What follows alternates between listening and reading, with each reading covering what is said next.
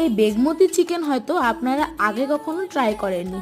এই রেসিপিটি বানানোর জন্য প্রথমে মিক্সিং জারে ধনেপাতা কাঁচা লঙ্কা পেস্ট করে নিচ্ছি। এবার তেল গরম করে দিয়ে দিচ্ছি এলাচ, আর দিয়ে দেবো পেঁয়াজ কুচি, আর সাথে দিয়ে দিব নুন, যাতে পেঁয়াজটা তাড়াতাড়ি ভাজা হয়ে যায়। পেঁয়াজটা লাল লাল করে ভাজা হয়ে গেলে দিয়ে দিব আদা রসুন বাটা, দিয়ে ভালো করে নাড়াচাড়া করে দিয়ে দিচ্ছি চিকেন। গ্যাসের ফ্লেমটা লো করে ভালো করে মিশিয়ে নেব।